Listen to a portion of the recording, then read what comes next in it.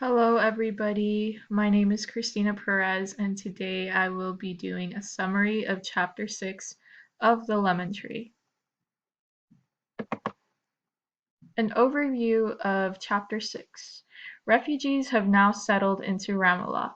Luckily, the Kyrie family settled into a one-bedroom house near a school, while hundreds of refugees found themselves sleeping on the streets, schoolyards, or under trees. Arab Palestinians were searching for the essentials to survive on the streets of Ramallah.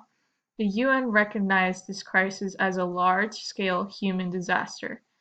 The chapter covers points such as the false hope of the Arab refugees of someday returning to their homes that they were once evicted from. The lack of support and defenses from the UN backtracked the efforts of recapturing the towns of the fellow Arabs.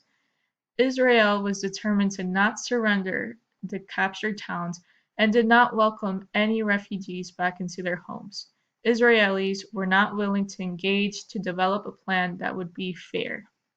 We learned about many who took the risk of going back to their homes and picking up their personal belongings. Then a ray of hope was shown on the conflict. A UN mediator, Count Bernadotte, pressed for emergency supplies to be delivered to Palestine. France, Australia, Norway were some of the many countries who supplied food, medication, financial aid, and other essentials.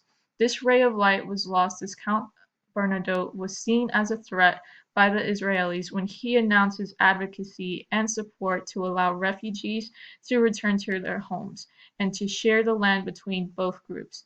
He was assassinated, as he exposed his plan to unite both groups together. After thousands of more refugees settled into Gaza and other territories, relief and support groups were working as hard as they could. They developed many job opportunities for refugees. Women like the mother of and sisters of Bashir were even given special permission to work. Israel's refusal for collaboration to create a resolution was infuriating for many. Bashir's family had moved to Ramallah. Years passed, and as Bashir grew older, he became a role model to his siblings. Bashir's parents decided to find a place where they can settle and continue with their education. Relevant points. The fact that Bashir became the role model at a very young age and someone who his family was able to look up to. Another point that we were able to see in this chapter is how the refugees were treated by their neighbors and were not as hospitable. We were able to see the support from all over the world who supplied tons of medical supplies, food, and aid. The crisis was so deteriorating that women had to start working. Israel is not willing to work on a solution and does not allow any of the refugees to come back to their homes and pick up their belongings. Two insightful passages. On page 88, among the dispossessed, the men in particular had been shocked literally into silence. Their defeat and humiliation at the hands of the Jews, compounded by the disdain of many locals. Page 101. Refugees whose peasant lives had been replaced by squalor and malnutrition proved a receptive audience to the talk of return to a liberated Palestine. My personal takeaway on these two passages. These passages convey a sense of defeat and betrayal. The first passage goes into detail about the desperation, the hunger, the faith, and the vast sense of hopelessness. We also learn about the Arabs' resettlement in the nearby towns and villages. We learned about their experiences when they resettled into a different place that are considered their homelands, but were never welcomed by their neighbors. We can put ourselves in their shoes and feel the humiliation.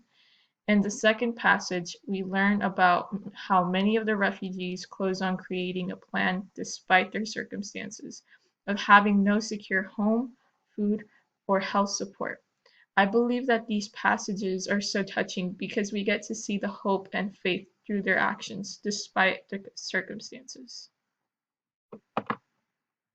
Here I have a video where we go a little more deeper in about the assassination of Count Bernadotte, and I wanted to bring up his story and roles in this conflict to the spotlight. Also, just an FYI, I think you guys might not be able to hear the audio, but I have closed captions on, and hopefully you guys can see that as well.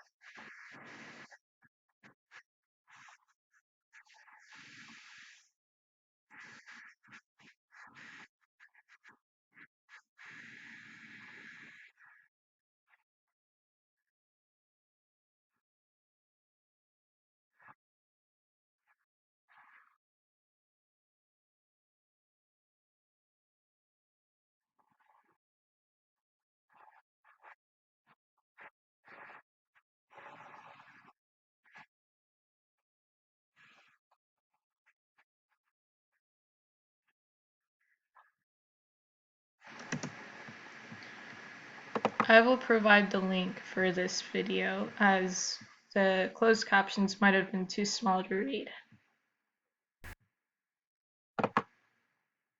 My overall takeaway. Overall, I believe that this is not a feasible solution. From careful contemplation, I realize that this is a solution that takes hundreds, even thousands of people to support and create. The difficult part is accepting the fact that when developing a fair solution, you must realize that both sides are never going to be happy. Peace can be attained when mistakes are accepted, when the roots of the problems are recognized. Some situations that can be compared to this conflict is the Yemen crisis. We learn about the many territories that restrict thousands of people from crossing certain territories. These wars conflict with essential needs, such as commerce being distributed across the territories. We can see how this affects many of the situations in the country. Food and medical supplies are scarce in many places, and malnourishment is prevalent throughout the country. There are many more examples that can definitely compare to the Israeli Palestinian conflict. I appreciate everybody who listened to this. Thank you for your time.